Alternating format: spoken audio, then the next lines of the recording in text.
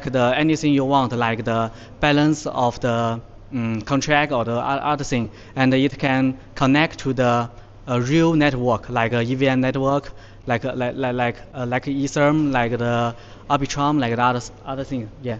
Uh, uh, yeah, this part is the how to use ROM.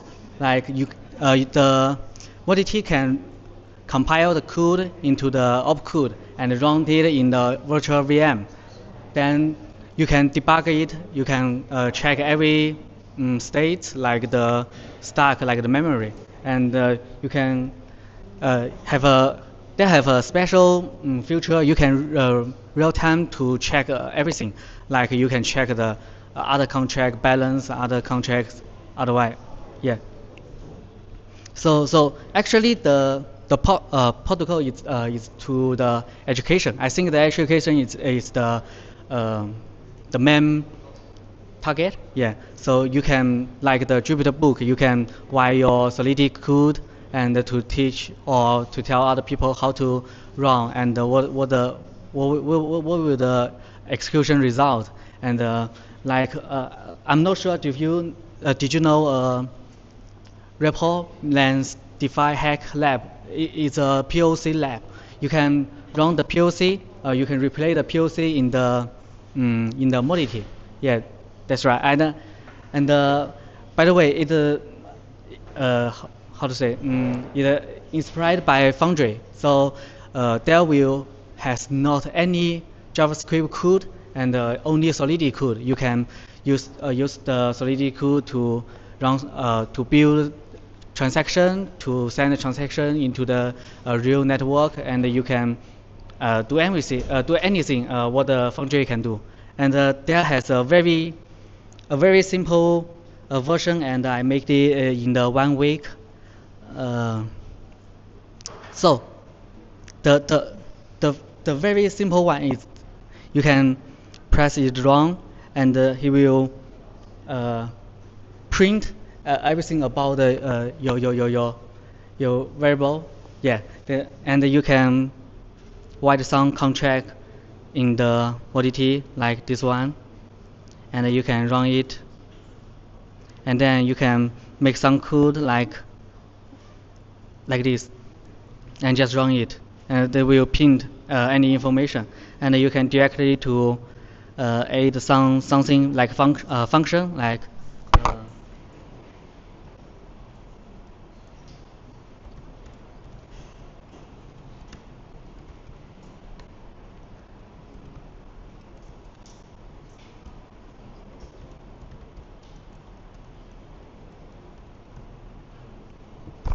So you can easily to add a function, and you can directly run the function in the how to say in the modality. Yeah, like a transfer type or transfer to.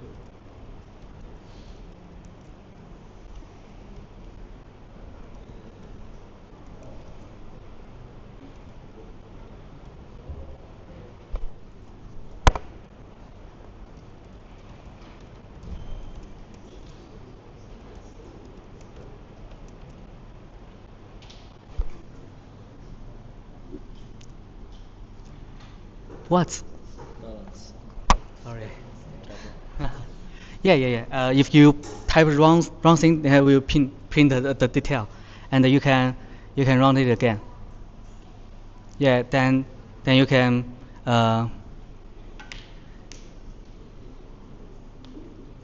what?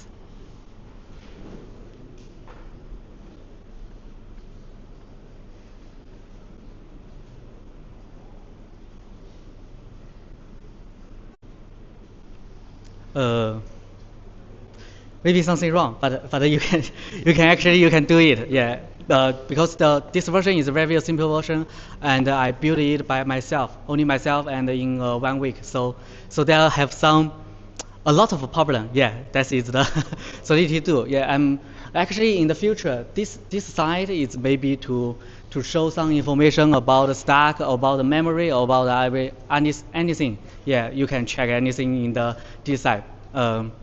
Yeah, that's all. Thank you, thank you. Uh, if you don't have any question, I just okay. Uh, Um, Pretty good solution because I'm really writing a lot of code and I dreamed about something like that and really thought to do. But I'm wondering, is it possible, or maybe you're going to implement further, the way to connect probably smart contracts is chain on some dedicated block? Because when you go to the Python notebook, it's usually a useful way of thinking how you can do computation. And for example, in terms of any hack, of course it's a better, and it's really interesting to go step by step. If you can really fork any network on a block X, and then you go and you reduce everything, it would be very valuable because this tool could be useful. I definitely do use just to put in Twitter link. People could open and go step by step since some network fixed and block fixed. Are you willing to do something like that? firstly, I know my English bad, so I'm 我翻译一下，他说他能不能在页上以后去 pop 一个去看 pop one block and then you go one step by step. Oh yeah, actually, yeah. So at first I say you can do anything your Foundry. So the Foundry has a function like create a fork. Actually, you can directly to create a fork, but this is the future. I didn't imply it. So actually, you can directly create a fork because it uses the very easy way to you can like you can use just a function like vm dot create a fork, and then you can directly to interact with the real blockchain. Yeah. Cool. If you run in the backend, I think you can use the hard hat mechanism from one block to another, and then you can simulate on that. Maybe. Yes, fork block is a very simple way to do it because you just need to find the state storage position, and you get it from the RPC, and then you can fork the block. Yeah. Okay. Thank you. Your socials for your repo so that I can check the repo? You mean the link? Yes. Oh, okay.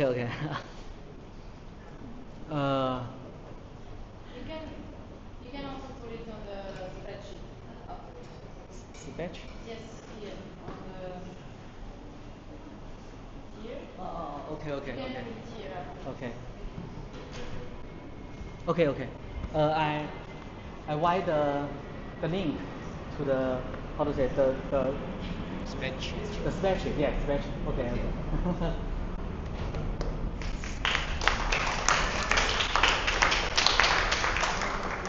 VM Telegram.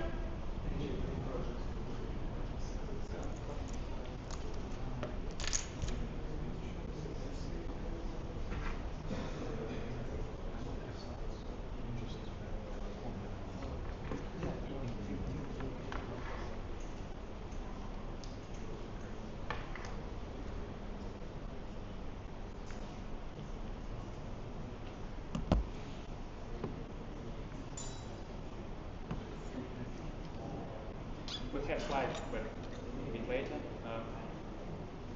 The project name is EVM, Telegram, and ZK.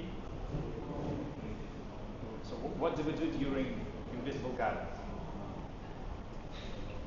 We research and development how ZK solutions can be integrated in EVM wallet implemented in Telegram. And but this is only a part of a bigger project.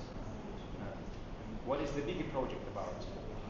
It is, and yeah, the bigger project is supported by Ethereum Foundation grant. It is open source, non-profit, public goods, and so the bigger project is about the intersection of Telegram and EVM and smart contract wallets, self-custodial wallets, and account abstraction, and in general how EVM wallets can be implemented in Telegram. So that's a big part.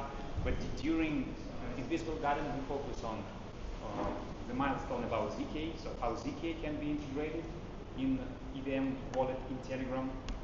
And the core R&D challenge that we are about ZK that we are trying to solve here is how can we, with ZK, how can we authorize transactions on chain without revealing Telegram ID. So if this challenge is solved, then it opens up various use cases that can be leveraged by EVM developers. So that's why this task is potentially valuable. But the trick is that Telegram has symmetric encryption, and by default, this core challenge of hiding Telegram ID is not solvable. Because whatever we do, we have to touch Telegram servers. So, but we try to somehow to find some workaround, and Steve has prepared 2 diagrams. We'll briefly describe it now, but we have a more detailed explanation in text in our thread in Discord about our project. So there are also both of these diagrams in Discord, and better text explanations for those who are maybe interested or want to try to help us to solve this challenge. But Steve, please, about this. Okay, thank you. Challenge. Yeah.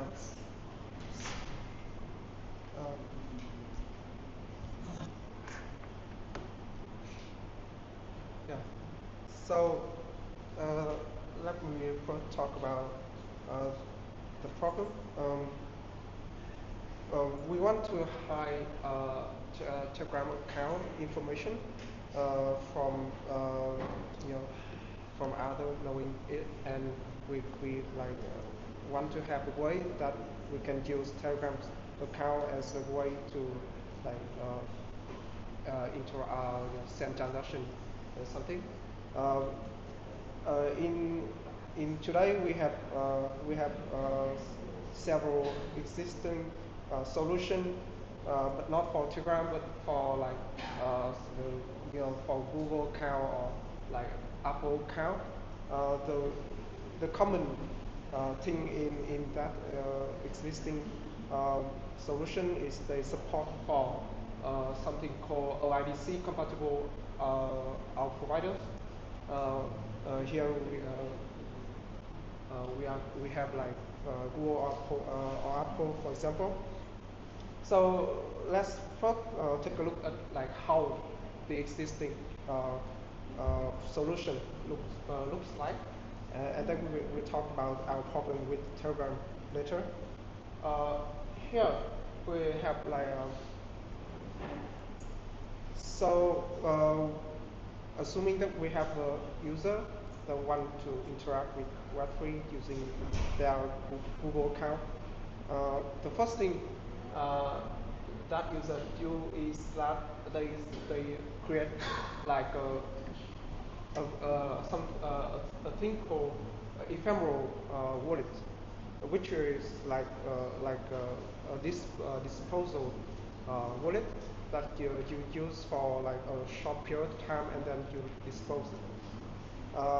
Like after preparing that wallet, the user like try to authenticate themselves into Google and ask the Google to sign for a signature, which this signature is like it's a combination of the information of the ephemeral public key from the user and the user info, which is these 2 things will be signed by our provider's private key, which is like only Google or Apple like own this, and we have like this signature, and inside the ZK circuit this is like a simplified version.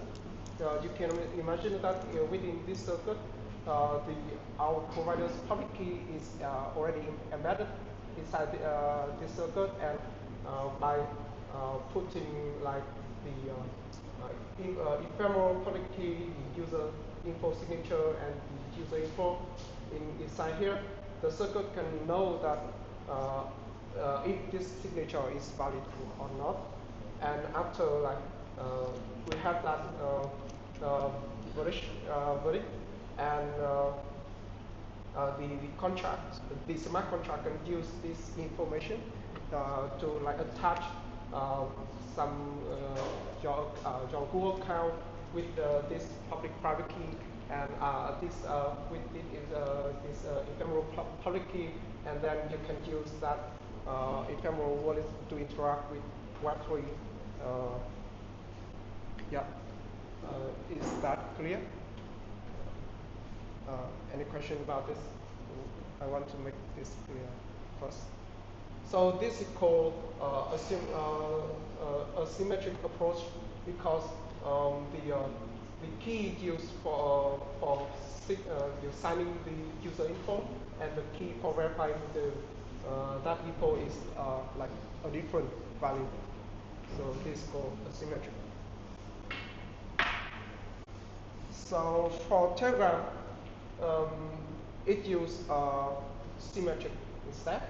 So here we have like the user info signature is signed by something called the hash value of the mod token.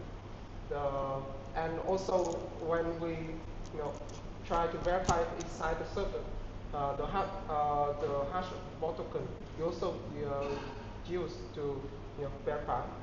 So because we use the same value for both signing and verifying, so we call this symmetric one. So with this, so the problem is that here we embed our provider's public key inside the circuit, and this is like safe for anyone knowing this because it's public. But here this mod token, this hash of the mod token value, we need to hide it. And the problem with it is that there's right now I don't find a way to like hide this inside the circuit, so that we can create a secure protocol. Yeah, and that's the whole thing. Yeah, that's the end. Any question? Yeah. Do you have to say correctly that you use some kind of wallets to interact with a smart contract wallet or chain? Yeah. Okay, how do you solve the gas challenge? So you put gas on the bank? Yeah, we combine this with something called account abstraction. Okay. Yeah.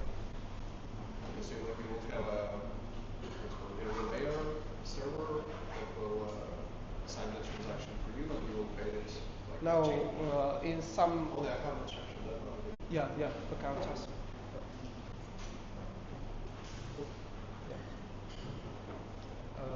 Anything else? Or I have a stupid question. Yeah. Why is it hard to hide Telegram ID?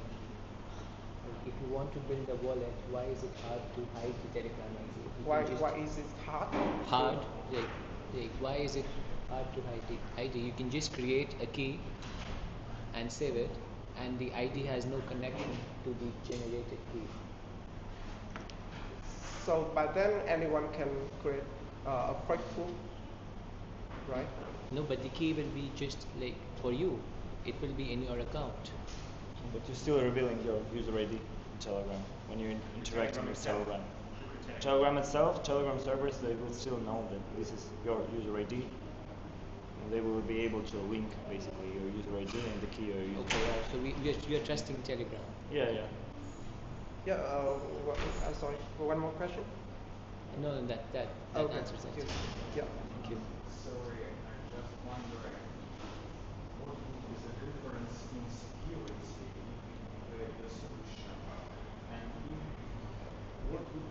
different security model to implement your solution. In comparison, you could build a smart contract like account abstraction, which would support Telegram signatures, because it's also the layer, so you can support Telegram signatures on the account abstraction side, or you can try to use Telegram and SDK solution. Would be some benefits here, because I could find some Telegram is more centralized, but I just wondering how to compare. Yeah, so first thing that Telegram doesn't have like a fixed public key. They with different when you create thing new mini apps, they generate like like a random variable which is called bot token, which is unique for like each app, and yeah, there's no way you can create something that can verify Telegram signature, because it's like doesn't exist at all. So that's the hard part, and it's different from Google or Apple our providers, because they have that public key. Yeah.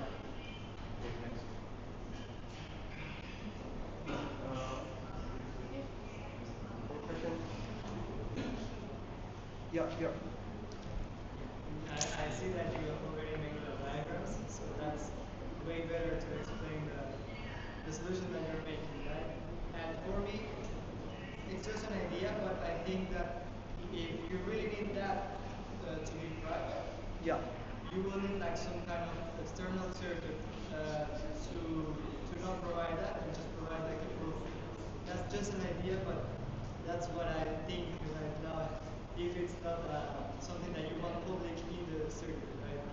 Yeah, we want somehow that we don't introduce a new entity inside this, because like it's with every new entity is like a security point. Yes. Yeah. Okay. Yeah. Thank you. Whisper? Whisper?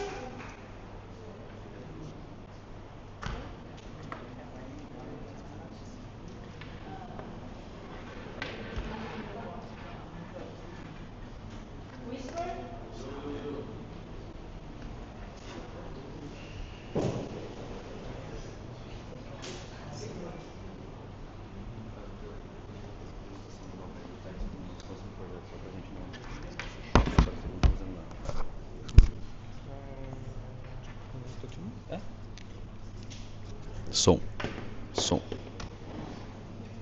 Quer que eu mande o link pra mim? Eu vou lá correndo do lado de fora. Vai ser engraçado. Acho que não é. Oi? Não vai estar fazendo. Eu entendi, tá fazendo qual aplicativo? Vou mostrar aqui e vou botar pro celular. Não vou mostrar logo. Hi guys, our first project will be about the Vitalik said that would be nice. We had like louder. Okay. We had sorry.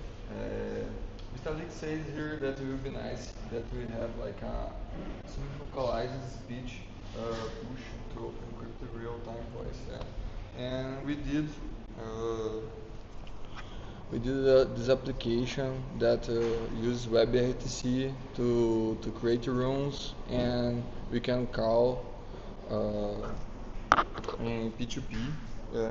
And here our application, we create a room, we send the link to a person that we can talk, and here I can get a link, enter in the room, yeah, and we are here.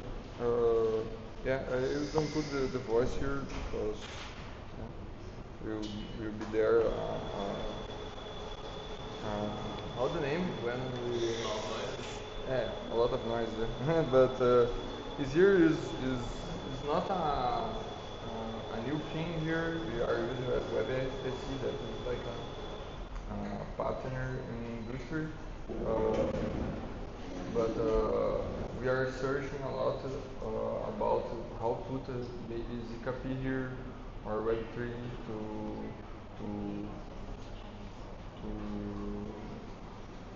to see the another accounts and can connect to them. And we are researching about. So like this project is very simple. It's not even on the sponsors list. So we just wanted to make it, and it's actually not much of a big news in the industry. But actually, if you search up Google Store, nobody has done like something like the cool thing about this is that it's run directly in your browser, so you host your own session, so it's technically decentralized and like there's no backdoors in it. Maybe. Yeah. All right, so like we kind of split it in the last week because we figured out this was quite very easy to build. So I started developing other things. So let me see if it works. Okay. All right. So I'm designing a system that basically who here knows what Harberger, Texas is? Harberger, Texas. Yeah. One. All right. So Harberger, Texas is basically a system where you basically are like you have borrowers and lenders, and you have an auction mechanism in between. And like what the Harberger does is basically like when you buy something, that thing in the blockchain is usually yours. The moment you buy, it's yours. But there's a lot of situations where you just need the money for a fraction of the time. So like, how can you like make somebody keep that property, but like keep charging them to keep that property? So Harberger tax is a mechanism that allows you to buy a property, but you have to constantly keep paying the fees, otherwise you're going to lose the property to another bidder. Or if some bidder suddenly appears and he paid like some like threshold price, he can simply buy the property from you. This is just like buying a car for $100,000, and if somebody says, I really want the car, like there's like an intrinsic price that could be like $200,000, and if you just base that, you lose your property. Simply as that. But part of that money goes back to the guy that owns the property previously. He ends up making a profit. So why is this system designed? This system is designed for a delegation market. So we have a problem right now in the public goods industry that you only need 5% of voting so that you can like make decisions to protocols. And this is just like a little bit. So if suddenly Exchange decide using their tokens to vote, they'll probably steal the whole protocol. And like we don't want that. So we want to incentivize more people to be delegators. And Uniswap is doing something similar as well, but they're simply doing something called the Uniswap stake or something like that. So basically they're saying, if you delegate to someone, you're gonna pay you a staking for that. So you get money if you like delegate your money, basically like that. So like new approaches for staking systems are coming up. So this is the structure for a Harberger tax auction house with borrow lendings to buy delegation power in the industry. So like assuming you have something like, I have Arbitrum and I want to sell my Arbitrum to somebody that wants to have that political power in the ecosystem, I'm going to sell to them. How much is worth $1 million of Arbitrum? We don't know. That's why we do a bid. So how the process works. All right, so we have the lenders, we have the borrowers. So the lenders, they deposit the money to the vault contract. We register user balance, so there's an internal account mechanism with withdrawal deposits and a locking system because it's a bid. So you're eventually going to have to need that, especially because we are charging fees. So when you win something, you'll be charged fees. So if you don't have money in your wallet to pay those fees, the money will be taken out automatically. Otherwise, you lose that, initiates a new bid, anyone can initiate a new bid, and everything starts again. So basically, sorry for you can like take your time or take photos, but basically, we have the ERC-71, which it deploys a pool. We have different pools. Those pools, they fill in with lenders' money. Every time the pool is full, people can bid to buy all the tokens in that specific pool. Pools can have different sizes as well. And when the pool is bought,